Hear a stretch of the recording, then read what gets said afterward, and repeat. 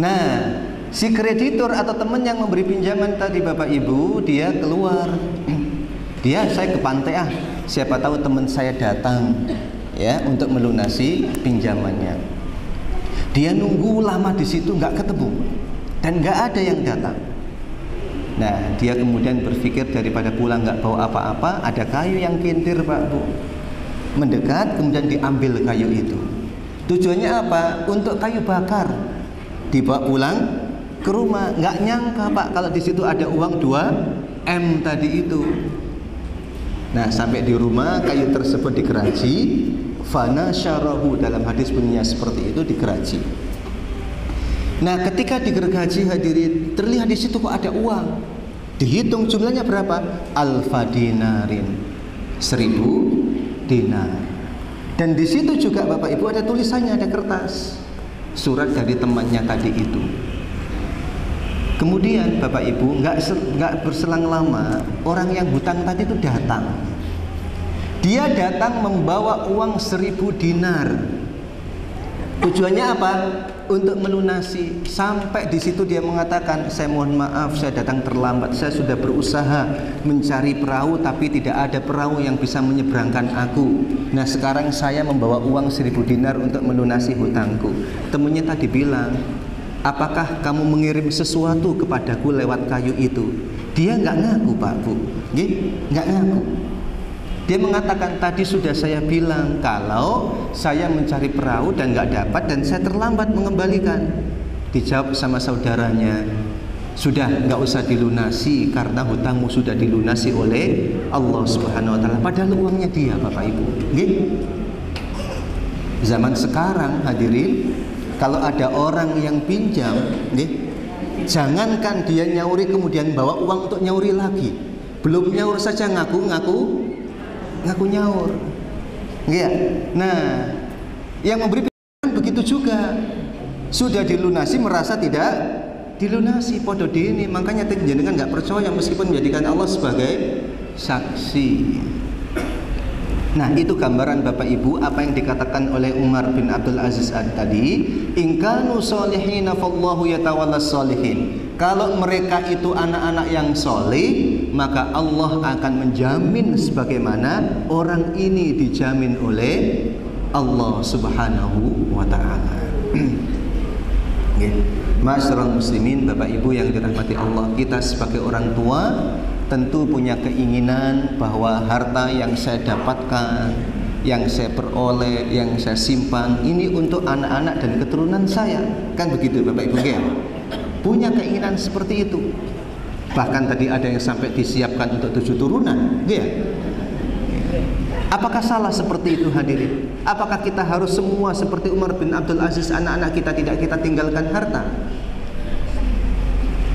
Nah, hadirin, di dalam riwayat yang lain dikisahkan ketika Sa'ad bin Abi Waqqas radhiyallahu anhu sedang sakit parah, yang bersangkutan dijenguk oleh Nabi Shallallahu Alaihi Wasallam.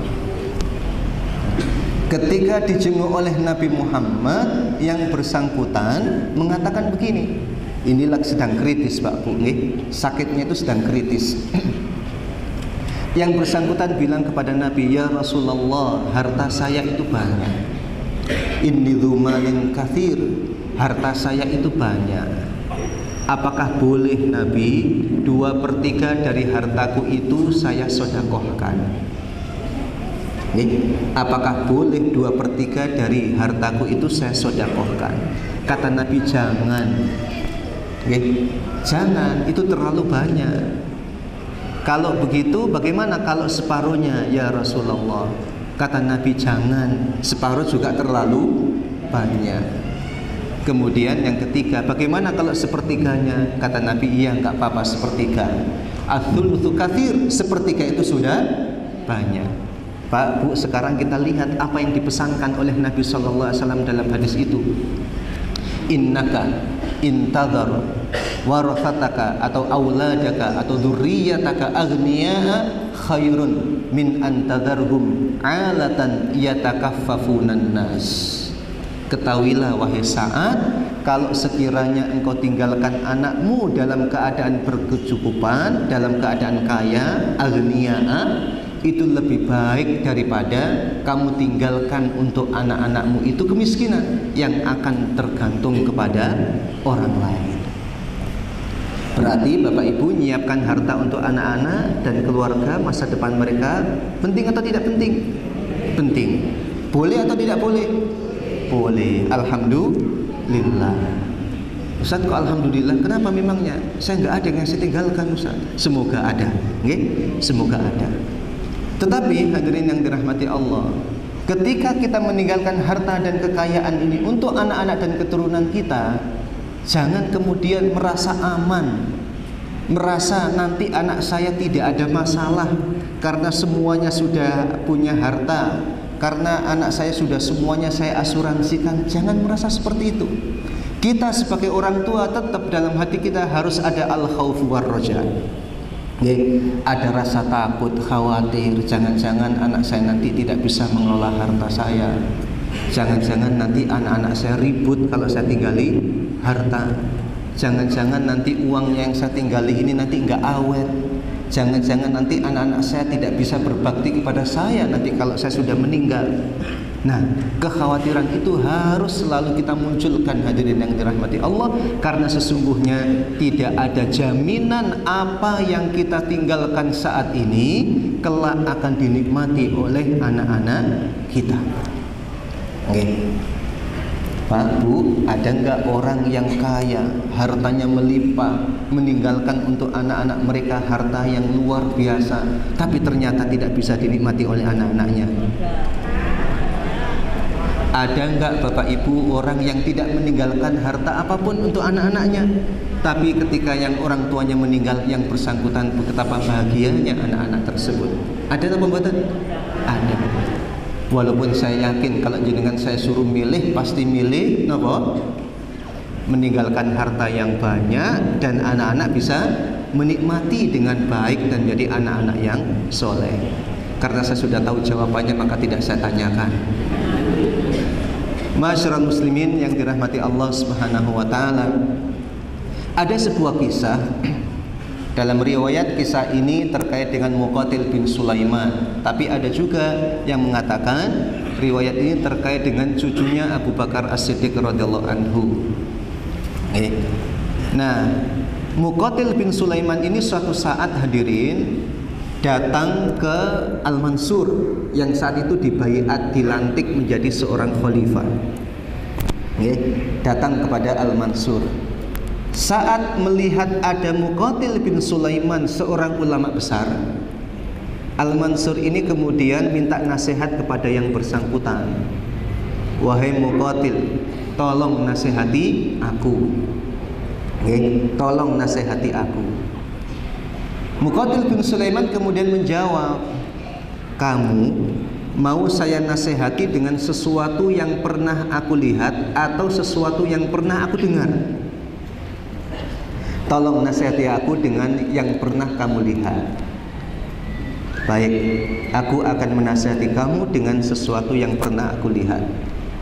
Beliau kemudian bercerita, saya melihat Umar bin Abdul Aziz punya 11 anak. Ketika beliau wafat, beliau mewariskan 18 dinar. Berapa? 18 dinar. Kali 2 juta berapa Bapak Ibu? 36 juta, ya, 36 juta. Nah, dari 18 dinar ini Bapak Ibu, 5 dinar digunakan untuk membeli kain kafan, 4 dinar digunakan untuk biaya penguburan. Sisanya berapa Pak?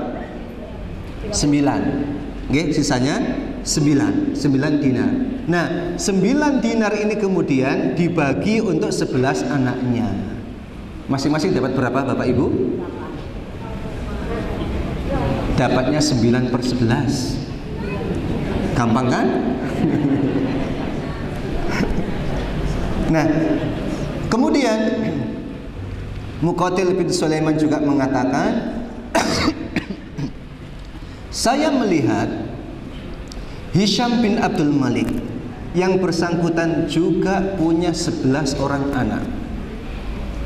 Dan yang bersangkutan meninggalkan untuk masing-masing anaknya itu alfi dinarin. Alfi dinarin itu artinya berapa Bapak Ibu? 1.000.000 dinar. Alfi dinarin, 1.000.000 dinar. 1.000.000 dinar kalau kali 2 juta berapa Bapak Ibu? Banyak, nggih? Banyak, nggak usah ngitung. Nggih, banyak.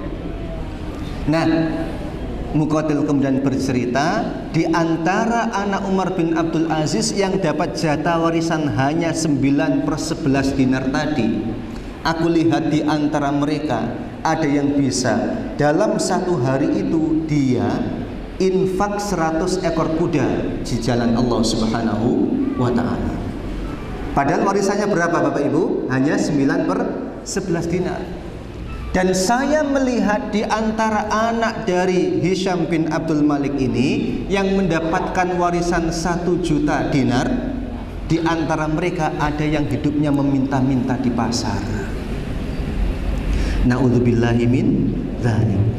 Hadirin yang dirahmati Allah, semoga Allah menjaga harta dan kekayaan kita, dan semoga Allah Subhanahu wa ta'ala menjaga anak dan keturunan kita, dan semoga anak-anak kita bisa menjaga harta itu dengan baik dan mereka bisa berbakti kepada kita saat kita berada di alam baka nanti. Bapak Ibu yang dirahmati Allah, berarti begini hadirin, tidak ada jaminan bahwa apa yang kita tinggalkan saat ini untuk anak-anak dan keturunan kita, berapapun jumlahnya, kelak akan dinikmati oleh mereka. Nggak ada jaminan. Sebagaimana Bapak Ibu jangan galau dan jangan khawatir kalau sekiranya saat ini tidak ada harta yang disiapkan untuk masa depan putra-putrinya. Jangan merasa mereka nanti akan sedih, mereka akan susah hidupnya, mereka akan miskin. Karena fallahu yatawallas sholihin, Allah yang akan menjamin orang-orang yang soleh. Tinggal tugas kita Bapak Ibu, kalau toh tidak meninggalkan harta untuk anak dan keturunan, maka kita upayakan kita meninggalkan takwa di hati mereka. Nah, tetapi Bapak Ibu ada juga cara yang ingin kita gali dari Al-Quran dan juga dari Sunnah Rasulullah SAW. Bagaimana caranya ketika saya punya harta, harta itu bisa dijaga dengan baik, juga dijaga oleh Allah Subhanahu wa ta'ala, sehingga anak-anak saya nanti mereka bisa menikmati dengan baik. Nah, marilah kita belajar dari Al-Quran dan juga dari Sunnah Rasulullah SAW. Bapak Ibu yang dirahmati Allah, bagaimana caranya agar harta yang kita siapkan untuk mereka bisa dijaga oleh Allah? Pak, kalau harta kita itu kita titipkan pada orang, jenengan merasa tenang apa mboten? Mboten. Mas, Pak, tolong ini uang ini saya titipkan sampean, nanti kalau saya sudah meninggal kasihkan untuk anak-anak saya. Jenengan tenang apa mboten? Kalau jenengan titipkan di bank, kemudian nanti diwariskan untuk anak-anaknya, jangan tenang apa mboten? Padahal banknya nggak tenang juga. Iya, banknya sendiri juga nggak tenang. Nah, terus bagaimana? Kita titipkan kepada Allah Subhanahu wa ta'ala. Bagaimana caranya? Nah, hadirin, di dalam surat Al-Kahfi ayat 82 ada kisah. Bapak Ibu kalau tiap malam Jumat jenengan membaca surat Al-Kahfi, atau tiap hari Jumat membaca surat Al-Kahfi, akan ketemu dengan cerita-cerita seperti ini. Di antaranya cerita tentang siapa? Nabi Musa dan orang yang soleh yang ditafsirkan di dalam hadis riwayat Bukhari dengan Nabi Khidir. Ya, ada Nabi Musa dan Nabi Khidir. Suatu saat beliau berdua masuk ke sebuah kampung. Di kampung itu beliau minta bantuan kepada warga setempat, tapi tidak dikasih. Tidak dikasih. Pak, Bu, kalau misalnya jenengan masuk ke sebuah kampung kemudian minta bantuan tidak dikasih, padahal sangat membutuhkan. Nah, selanjutnya di situ ketemu rumah yang hampir roboh. Apa jenengan kemudian langsung berinisiatif merenovasi rumah itu? Nggak paten. Ya, tetapi apa yang dilakukan oleh hamba yang soleh tadi? Beliau berinisiatif. Berinisiatif apa? Berinisiatif merenovasi rumah tersebut yang hampir roboh tadi itu. Nabi Musa heran, lah yang jenengan ini orang-orang sini loh nggak mau nolong kita, kenapa kita nolong orang-orang yang ada di sini? Nah, hanya Allah yang tahu, dan ilmunya ini kemudian diberikan kepada hamba yang soleh ini. Dan hamba yang soleh tadi mengatakan, wa ammal jidaru fakana li ghulamaini yatimaini fil madinati wa kana tahtahu kanzul lahuma wa kana abuhuma sholihan. Rumah ini sebetulnya milik dua anak yatim yang ada di kota ini. Di bawah rumah itu ada harta, ada kanzun, ada harta yang disimpan. Dan orang tua dari dua anak yatim ini adalah orang yang soleh, wa kana abuhuma sholihan. Hadirin, karena dua orang tuanya ini adalah orang yang soleh, akhirnya apa? Allah mengutus hambanya yang soleh, Nabi Khidir tadi, untuk turun ke situ merenovasi. Kenapa? Agar nanti ketika anak tadi sudah dewasa dan sudah besar, yang bersangkutan bisa menikmati harta tersebut. Nah, disebutkan pada ayat itu, ya, rahmatan mir rabbik, itulah rahmat dari Rabbmu. Kuncinya apa Bapak Ibu? Kuncinya adalah bahwa seiring bertambah harta, seiring bertambahnya harta yang kita siapkan untuk anak-anak dan keturunan kita, maka bertambah pula kita orang tua ini takwanya kepada Allah Subhanahu wa ta'ala. Jadi Bapak Ibu, kalau kita ingin harta yang kita siapkan untuk masa depan kita dan masa depan anak-anak kita dijaga juga oleh Allah Subhanahu wa ta'ala, caranya adalah bertambah harta, bertambah pula takwa kita kepada Allah Subhanahu wa ta'ala. Tetapi Bapak Ibu, ada nggak orang yang tambah kaya tambah jauh dari masjid?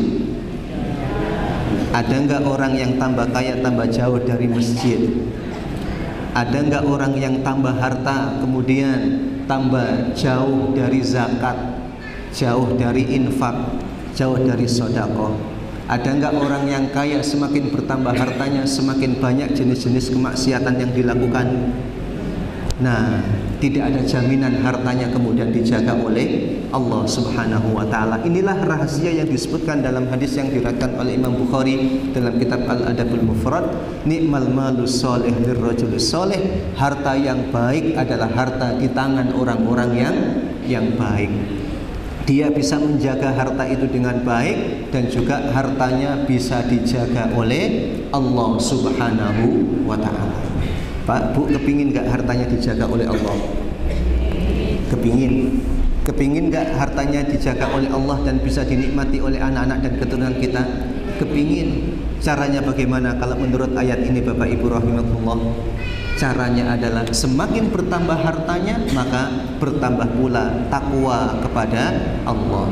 Bertambah hartanya, semakin banyak jenis-jenis ketakwaan yang bisa dilakukan. Kalau ketika tidak punya harta, mungkin saya bisa sholat, bisa puasa, tapi saya tidak bisa sedekah, saya tidak bisa haji, tidak bisa umroh. Nah, sekarang dengan bertambahnya harta dan kekayaan, saya bisa sedekah, saya bisa zakat, saya bisa umroh, saya bisa haji, saya bisa menghajikan orang lain, saya bisa mengumrohkan orang lain, saya bisa mengumrohkan jamaah IKADI yang ada di sini. Amin. Masyarakat muslimin yang dirahmati Allah. Jadi tidak ada jaminan bahwa harta yang kita siapkan akan bisa dinikmati oleh anak-anak keturunan kita. Makanya kita perlu penjagaan dari Allah Subhanahu wa ta'ala. Caranya bagaimana? Caranya kita orang tua menjadi orang tua yang soleh dan solehah. Tetapi Bapak Ibu rahimakumullah, apakah ada jaminan kalau misalnya orang tuanya soleh, orang tuanya baik, harta yang disiapkan untuk anak-anak dan keturunannya juga banyak, apakah ada jaminan harta ini dinikmati oleh mereka? Juga belum, ya. Ada nggak orang yang baik, orang yang kaya, harta yang disiapkan untuk anak-anaknya juga banyak, tapi ternyata anak-anaknya tidak bertakwa kepada Allah dan anak-anaknya kemudian tidak bisa menikmati hartanya? Ada, ya, ada. Ibnu Abbas, masyarakat muslimin yang dirahmati Allah, sahabat Nabi Muhammad SAW ini yang pernah didoakan oleh Nabi menjadi orang yang sangat paham tafsir Al-Quran, yang sangat paham ilmu Al-Quran. Yang bersangkutan Bapak Ibu pernah bercerita. Beliau bercerita ada seorang ayah. Ayah ini orang yang baik.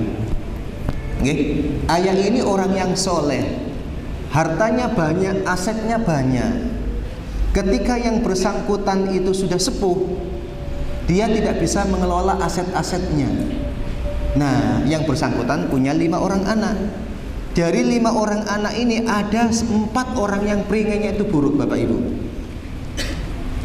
Dikisahkan di dalam tafsir Bapak Ibu bahwa ketika orang tuanya sudah sepuh, tidak bisa lagi mengelola kebunnya, akhirnya 4 orang anak ini sepakat untuk mengelola kebun bapaknya. Dan yang bersangkutan sudah sepakat begini, besok kalau kita waktu musim panen, kita datang pagi-pagi. Jangan sampai ada orang-orang miskin yang masuk ke kebun kita duluan. Kita masuk dulu, kemudian nanti kita tutup kebun kita panen agar mereka tidak minta bagian. Padahal Bapak Ibu, orang tuanya dulu punya kebiasaan kalau musim panen melibatkan orang-orang fakir miskin turut serta kemudian memanen, dan nanti mereka dapat bagi hasilnya. Nah, 4 anak punya rencana seperti itu hadirin. Keesokan harinya tibalah waktu musim panen. Pagi-pagi mereka berangkat. Apa yang terjadi hadirin? Sampai di kebunnya itu, mereka kaget. Apa yang terjadi? Kebunnya hangus, menghitam. Dan ini kemudian diabadikan oleh Allah Subhanahu wa taala di dalam surat Al-Qalam ayat 17 sampai ayat 33. Monggo nanti dikaji, dipelajari hadirin yang dirahmati Allah. Ternyata ketika ada niatan yang tidak baik pada diri anak-anaknya itu, hartanya tidak dijaga oleh Allah Subhanahu wa taala. Dan di antara mereka yang sadar mengatakan, qala awsatuhum alam aqul lakum laula tusabbihun, bukankah telah aku katakan kepada kalian, kenapa kalian tidak bertasbih kepada Allah? Kenapa kalian tidak memuji kepada Allah? Kenapa kalian tidak berbagi, tidak mengingat bahwa ini adalah karunia Allah Subhanahu wa taala? Baru kemudian mereka sadar. Tapi kebunnya sudah hangus. Iya. Kebunnya sudah hangus. Berarti begini Bapak Ibu, rumusnya begini, orang tua saja yang soleh itu tidak cukup. Berarti yang soleh harus siapa hadirin? Bapaknya soleh, ibunya solihah, anaknya solihin dan solihat. Iya, itu resepnya.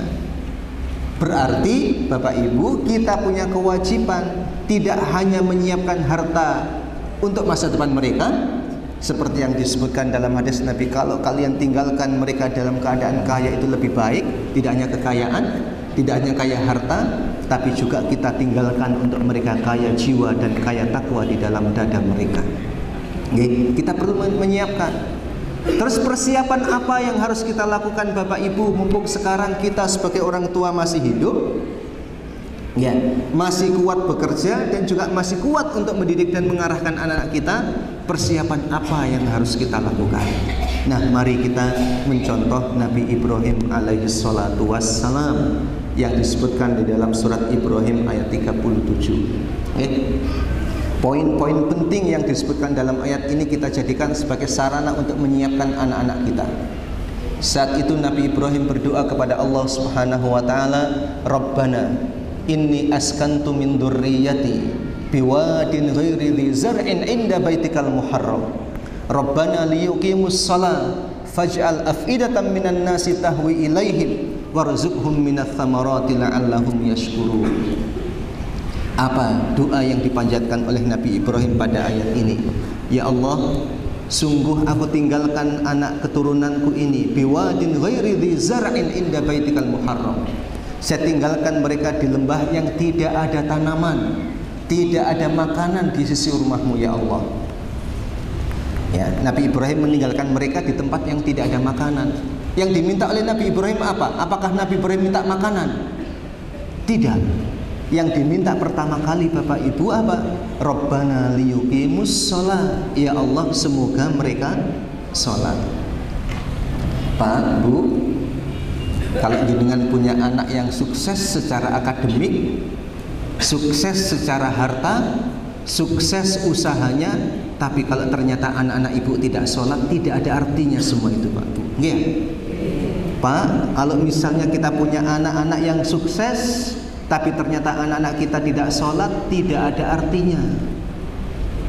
Maka kita pesankan kepada anak-anak kita, nah, kamu boleh sukses secara akademik, kamu boleh dapat nilai yang terbagus, silahkan kamu sukses harta, silahkan kamu jadi orang kaya, tapi jangan sekali-kali meninggalkan sholat. Ini kan momen Isra Mi'raj Bapak Ibu ya. Oke, sampai untuk dapat sholat saja Nabi harus menghadap Allah Subhanahu wa Ta'ala. Umar bin Abdul Aziz pernah Bapak Ibu menulis surat. Surat itu ditujukan kepada Umar bin Khattab pernah menulis surat ditujukan kepada Amr bin As, gubernur Mesir saat itu. Di antara isi suratnya hadirin disebutkan, wahai Amr bin As, hal yang paling penting untuk kamu perhatikan itu adalah sholat. Yang paling penting untuk kamu perhatikan itu adalah sholat. Man dhayya as-sholata fahuwa lima siwaha asyaddu dhiya'an. Siapa yang mengabaikan sholat, maka terhadap yang lain yang bersangkutan lebih mengabaikan. Akhirnya apa Bapak Ibu? Prestasi Amr bin As, gubernur Mesir ini, karena diingatkan untuk terus menjaga sholat, saat Madinah itu mengalami paceklik, Madinah mengalami paceklik, Umar berkirim surat kepada Amr bin As, minta bantuan, tolong dikirim bantuan dari Mesir. Dibalas oleh Amr bin As, akan saya kirim bantuan untuk Madinah, yang akan diangkut bantuan ini oleh onta-onta, yang baris depannya ada di Madinah dan ujung belakangnya masih ada di Mesir. Banyak apa sedikit Bapak Ibu? Kalau yang dikirim itu barang sama onta, itu Bapak Ibu, barangnya bisa dinikmati, ontanya bisa disembelih, enggak? Kalau jenengan kirim pakai truk yang bisa dinikmati barangnya, truknya nggak bisa disembelih. Saking banyaknya. Jadi pesannya apa tadi? Perhatikan sholat, nggih. Pak, Bu, nggak apa-apa. Kalau misalnya anak kita masih kecil, susah dibangunin, nggak apa-apa dibangunin. Saya sebagai orang tua, Bapak Ibu mencoba, semoga saya ini juga mencoba niru teman saya. Teman saya itu punya kebiasaan ketika anaknya masih kecil itu Bapak Ibu, kalau sudah waktu subuh, anak ini digendong ke masjid itu. Dan anak saya itu sampai kelas 1 itu kalau ke masjid, ke musola itu minta gendong. Biasa anak kecil biasanya kalau mau sholat nggak mau wudhu, ya. Anak saya begitu juga ketika masih kecil itu. Waktu saya katakan, Bang, orang itu kalau wudhunya baik, kalau sholat wudhu dan wudhunya baik, nanti wajahnya bersinar, tangannya bersinar, kakinya bersinar. Dia kemudian berkomentar, berarti kayak Power Rangers biar. Masih kecil, ya. Sholat hadirin yang dirahmati Allah. Kemudian yang kedua, doa Nabi Ibrahim adalah faj'al af'idatan minan nasi tahu ilaihim. Ya Allah, jadikan hati sebagian manusia senang pada mereka. Pak, Bu, kita sampaikan pada anak-anak kita, nak, kamu kaya itu nggak ada artinya kalau ternyata tidak disukai oleh orang gara-gara perilakumu yang nggak baik. Ya, Utsman bin Affan itu menantu Nabi, seorang pengusaha Bapak Ibu. Beliau itu orang yang sangat disenangi oleh masyarakatnya. Bahkan ketika beliau tinggal di Mekah, ibu-ibu Mekah itu ketika mereka itu masih musyrik hadirin, kalau ngundang anaknya itu bagaimana? Semoga anak-anak ini jadi seperti Utsman bin Affan. Kenapa? Karena saking baiknya dan dia sukses dalam bisnisnya. Nah, kamu nggak ada artinya apanya kalau sukses tapi ternyata tidak disukai oleh orang lain. Baru kemudian hadirin Nabi Ibrahim memohon kepada Allah Subhanahu wa taala, warzuqhum minats tsamarat, ya Allah karuniakanlah kepada mereka buah-buahan. Ya Allah karuniakanlah kepada mereka makanan. Padahal ditinggal di tempat yang tidak ada makanan, tapi makanan diminta yang nomor 3, bukan nomor 1 dan nomor 2. Nggih. Masyarul muslimin warzuqhum minats tsamarat. Ya Allah karuniakanlah mereka makanan. Tetapi tidak berhenti di situ Bapak Ibu. Nabi Ibrahim mengatakan la'allahum yashkurun, semoga mereka bersyukur. Pak, Bu, kadang kita kalau doa kepada Allah, kalau misalnya anak kita mau ujian, ya Allah semoga anak kita lulus titik. Ya Allah berilah anak saya kelulusan titik. Anak kita mau melamar pekerjaan, ya Allah berilah anak saya pekerjaan titik. Nggih. Anak kita mau usaha, ya Allah berilah kesuksesan titik. Tapi kalau Nabi Ibrahim doanya tidak titik, Bu, ada terusannya. La'allahum yashkurun. Maka Bapak Ibu kita tambah, ya Allah berilah anak saya sukses sekolahnya agar mereka bersyukur kepadamu ya Allah. Ya Allah berilah sukses anak saya diterima di tempat kerjanya agar mereka bersyukur kepadamu ya Allah. La'allahum yashkurun. Nah itu Bapak Ibu yang dirahmati Allah yang menjadikan harta kita dan juga untuk anak-anak kita itu dijaga oleh Allah Subhanahu wa ta'ala. Ma'asyiral muslimin, cara yang lain, jangan melupakan orang tua. Ya, jangan melupakan orang tua. Ada seorang syekh hadirin ditanya oleh seorang suami, Pak, ya wahai syekh, ibu saya itu numpang di rumah saya, ada konflik dengan istri saya. Ditanya lagi sama syekhnya, coba kamu ulangi pertanyaanmu. Wahai syekh, ibu saya numpang di rumah saya, ada konflik dengan istri saya, coba kamu ulangi pertanyaanmu. Wahai syekh, saya bertanya kok disuruh mengulangi pertanyaan saya. Iya, coba kamu ulangi. Ibu saya numpang di rumah saya, berseteru dengan istri saya. Kamu dan hartamu itu milik ibumu. Wahai syekh, ibu saya ada di rumah saya, konflik dengan istri saya. Nah itu baru pertanyaannya benar. Yang benar pertanyaannya Bu, yang benar pertanyaannya. Kenapa? Harta kita itu Bapak Ibu milik siapa? Milik orang tua Bapak Ibu. Harta kita itu kata Nabi, anta wa maluka li abik, maka jangan melupakan orang tua. Ada seorang anak hadirin yang dirahmati Allah melihat bapaknya sedang ditagih hutang. Kemudian dia datang kepada orang yang menagihnya itu, Pak, tolong jangan ditagih bapak saya yang nyauri. Dia kemudian masuk ke dalam rumah, mencari uang yang sudah dikumpulkan sejak ia nikah. Ketemu uang 27.000 real, dikasihkan kepada orang yang memberi pinjaman bapaknya. Pak, ini hutang bapak saya berikan 27.000 real, sisanya nanti saya yang nanggung. Bapaknya nangis, Pak. Nggak mau bapaknya, tapi dipaksa oleh anaknya, dan bapaknya kemudian berdoa kepada Allah semoga diberi kemudahan. Anaknya ini kemudian bekerja. Suatu saat ketika dia bekerja didatangi oleh teman lamanya, nggak pernah ketemu. Temannya bilang, kamu mau nggak kerja sama saya? Saya disuruh orang mencari orang yang bisa mengelola hartanya. Kamu keluar dari pekerjaan ini. Ayo saya dipertemukan. Ditanya sama investor ini, kamu digaji berapa di sana? Saya digaji sekitar 4.900 real. Mau nggak kamu kerja padaku? Saya gaji sebulan 15.000 real. Ya. Kemudian saya kasih mobil, saya kasih rumah. Nangis. Kenapa kamu kok nangis dapat tawaran seperti ini? Ini adalah barokah doa orang tuaku. Kenapa memangnya? Orang tua saya kemarin berdoa seperti ini. Apa sebabnya? Sebabnya beliau berhutang dan saya kembalikan hutangnya, dan masih kurang, saya berjanji untuk melunasinya. Dia nanya, berapa sisa utang orang tuamu? Sisanya sekian. Ya sudah, sisanya saya yang melunasi juga. Ma'asyiral muslimin yang dirahmati Allah, barokah orang tua. Maka Bapak Ibu yang dirahmati Allah, agar harta kita barokah dan bisa untuk masa depan anak-anak kita, jangan melupakan orang tua. Terakhir Bapak Ibu, mari kita berlomba-lomba mengejar doanya malaikat. Mari kita rame-rame mengejar doanya malaikat. Apa doanya malaikat itu Bapak Ibu? Setiap pagi hadirin ada 2 malaikat yang turun di depan rumah kita.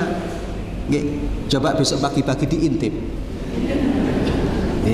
Saya yakin jenengan nggak lihat. Tetapi dalam hadis itu disebutkan malaikat yang pertama hadirin bilang apa? Allahumma a'ti munfiqan khalafa. Ya Allah, bagi yang berinfak beri ganti ya Allah. Yang satu bilang Allahumma a'ti mumsikan talafa. Ya Allah, bagi yang tidak mau infak maka berilah kemusnahan atau kehancuran dalam hartanya. Saya pernah ketemu dengan seseorang hadirin, seorang bapak ke tempat saya. Beliau cerita, saya Ustadz punya komunitas. Komunitas ini sepakat dengan amal-amal yang kami lakukan. Di antara amalan yang sepakat untuk kami lakukan itu apa? Kami bersodakoh sebelum subuh. Saya tanya, kenapa Pak kok sodakohnya sebelum subuh? Karena kami ingin mengejar doa malaikat Allahumma a'ti munfiqan khalafa. Hadirin yang dirahmati Allah, sangat baik kalau misalnya hadirin, kalau sebelum subuh jenengan cari orang yang nerima sodako, kan kadang sulit ya. Kita siapkan Bapak Ibu, Kita siapkan di rumah-rumah kita itu kaleng. Di rumah saya juga ada kaleng. Kemudian hadirin dirahmati Allah, berusaha. Kalau toh tidak bisa setiap sebelum subuh sedekah, paling tidak ada sedekah harian yang kita lakukan. Kalau tadi ibu-ibu saya sampaikan hadis Rasul, ya. Idza anfaqatil mar'atu min ta'ami baitiha, ketika seorang istri menyisihkan dari makanan rumah tangganya itu untuk infak, bagaimana? Di situ disebutkan dia akan mendapatkan pahala. Suaminya juga dapat pahala, kemudian yang menjaga makanannya pun juga dapat pahala. Nggak usah banyak Bapak Ibu, yang penting rutin, ya. Yang penting rutin, nggak usah banyak-banyak. Mungkin setiap hari 1 juta cukup. Oh, kebanyakan.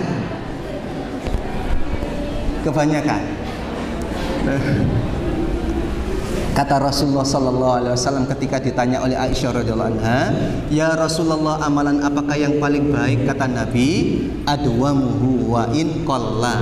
Amalan yang kontinu meskipun sedikit. Kalau setiap hari Bapak Ibu jenengan 5.000 dibanding dengan yang sebulan sekali atau setahun sekali 1 juta, lebih baik mana? Lebih baik yang setiap hari. Imam Nawawi rahimahullah memberikan alasan, kalau setiap kenapa sedikit tapi kontinu itu lebih baik, itu maknanya yang bersangkutan itu syukurnya kontinu.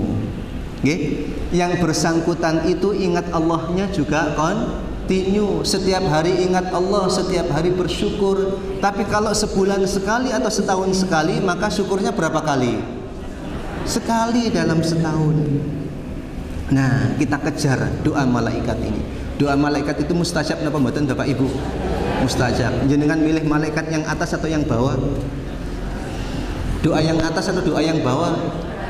Doa yang atas. Allahumma a'ti munfiqan khalafa. Monggo Bapak Ibu jenengan berusaha nyiapkan ada di rumah bisa setiap hari. Saya juga berusaha nyiapkan di rumah setiap hari ada yang saya infakkan dan saya sedekahkan. Semoga Allah Subhanahu wa taala menjaga harta dan kekayaan kita. Tapi yang juga tidak lupa hadirin yang dirahmati Allah, kita sebagai umat Islam ini harus kuat ekonominya, ya.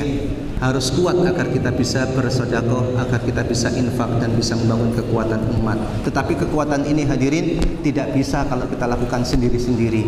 Kita bisa kuat dengan bersama-sama. Al-mu'minu qawiyyun bi akhi. Mukmin itu akan kuat dengan saudara-saudaranya. Mari kita berdoa semoga pertemuan kita barokah, semoga kekayaan kita dijaga oleh Allah Subhanahu wa taala, anak-anak kita menjadi anak-anak yang soleh dan solehah, kemudian rumah tangga kita menjadi barokah dan diridai oleh Allah Subhanahu wa ta'ala. Allahumma barik lana fi a'malina wa barik lana fi arzakina wa barik lana fi amwalina wa barik lana fi ahlina wa barik lana fi ma razaqtana wa qina adzabannar. Allahumma kfina bi halalika an haramik wa aghnina bi fadlika amman siwak. Allahumma kfina bi halalika an haramik wa aghnina bi fadlika amman siwak. Rabbana la tuzigh qulubana ba'da idh hadaitana wa hab lana min ladunka rahmah innaka antal wahhab. Rabbana atina fid dunya hasanah wa fil akhirati hasanah wa qina adzabannar. Subhana rabbika rabbil izzati amma yasifun wa salamun alal mursalin walhamdulillahi rabbil alamin. Wassalamualaikum warahmatullahi wabarakatuh.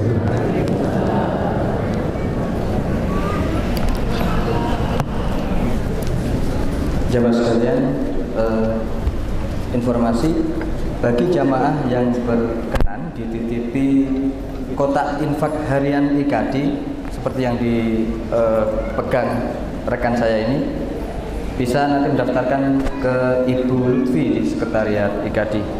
Terima kasih. Kemudian info di halaman ada mobil Bank Jatim Syariah hadir di sini.